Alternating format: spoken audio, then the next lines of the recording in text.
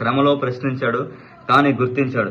ఎవరు శ్రమలో ప్రశ్నించింది? ఎవరిని గుర్తించింది? ఒక ఆత్మీయుడు తన ఆత్మీయతను మనకు తెలియజేస్తున్నాడు. ఈరోజు ప్రతిబింబ చెల్లి సహోదరా, ఈరోజు మన నీ ఆత్మీయ స్థితి ఎలా ఉందో ఒకసారి తెలుసుకుందాం, ఒకసారి పరీక్షించుకుందాం, ఒకసారి దేవుని మాటలు విందాం.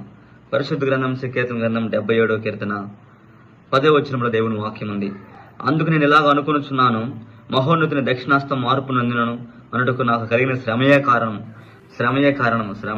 అని అక్కడ ఒక కారణం గురించి తెలియజేస్తున్నాడు. ఏమనుకున్నాడంట? ఆ భక్తుడు ఆత్మీయతలో ఎలాంటి లోపాలు వస్తున్నాయి? ఈరోజు నీ భక్తిలో లోపాలు వస్తున్నాయా? బలహీనమైపోతున్నావా? కృంగిపోతున్నావా? నీరుగారిపోతున్నావా? అది ఎందువల్ల అంటే శ్రమల వల్ల అంట. ఆ భక్తుడు కానీ శ్రమల వల్ల బలహీనమయ్యాడు, కృంగిపోయాడు, ప్రశ్నల గుండా వెళ్ళాడు. ఈరోజు మరి నువ్వు కానీ ప్రశ్నల గుండా వెళ్తున్నావా? అయితే దేవుడు నీతో మాట్లాడుతున్నా చూడు. ఆ భక్తుడు ఎలా ప్రశ్నల గుండా వెళ్ళాడంట? అందుకు నేను ఇలాగ అనుకొనిస్తున్నాను. ఎందుకంట? శ్రమల గుండా ఉన్నప్పుడు, శోధనల గుండా వెళ్తున్నప్పుడు ఏమనుకున్నాడంట? మహోన్నతుని దక్షిణాస్తం మార్పు నందినే, అంటే దేవుడు నన్ను మర్చిపోయాడే, దేవుడు నన్ను విడిచిపెట్టాడే, దేవుడు నాకు తోడు లేడే, దేవుడు నన్ను వదిలేశాడే, ఇంకా నా పని అయిపోయింది అన్నట్టుగా నిరాశ నిస్పృహలో బలహీనం అయిపోయాడు. దేవుడు నాకు ఇంకా సహాయం చేయట్లేదు, దేవుడు మమ్మల్ని పట్టించుకోవట్లేదని. ఇప్పుడు తమ్ముడు చెల్లి సహోదరులే ఎలా ప్రశ్న గుండా వెళ్ళాడంట చూడండి. పైన 7-8 వచనాలు ఉన్నాయి.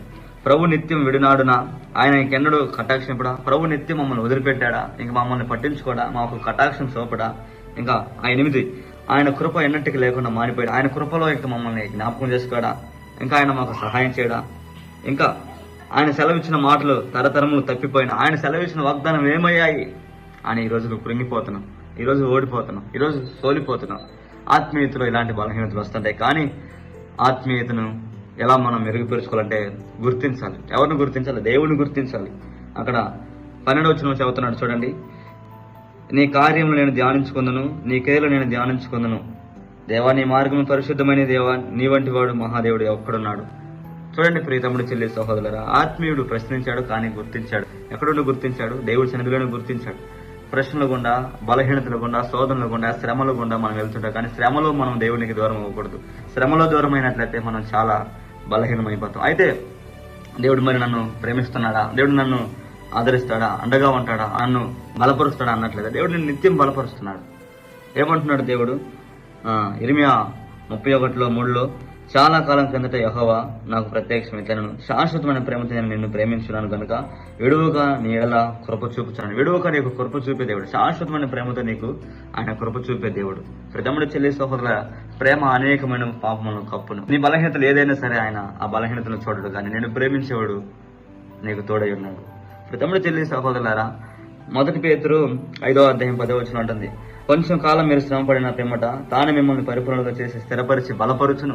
కొంచెం కాలం శ్రమలు, శోధనలు, ఆవేదనలు మనల్ని వెంటాడుతుంటాయి. కానీ దేవుడు మనల్ని బలపరిచేవాడు, పరిపూర్ణంగా మనల్ని స్థిరపరచడానికి ఆయన అలాగా మనల్ని నడిపిస్తున్నాడు.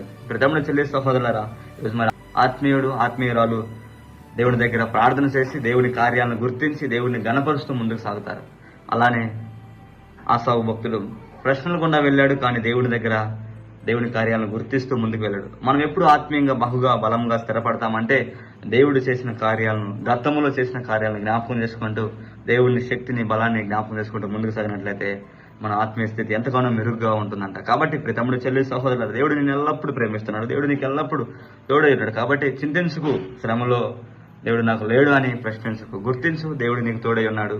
తప్పిపోయిన కుమారుడు తండ్రిని గుర్తించినప్పుడే మార్పు చెందాడు, స్థిరపడ్డాడు, మళ్ళీ తన జీవితాన్ని తాను పొందుకున్నాడు. ఈరోజు మరి ఎక్కడ నువ్వు తప్పిపోయినా సరే దేవుడిని గుర్తించినట్లయితే దేవుడు నీకు మంచి భవిష్యత్తునిచ్చి, మంచి జీవితాన్నిచ్చి, మంచి ఆత్మీయతనిచ్చి ముందుకు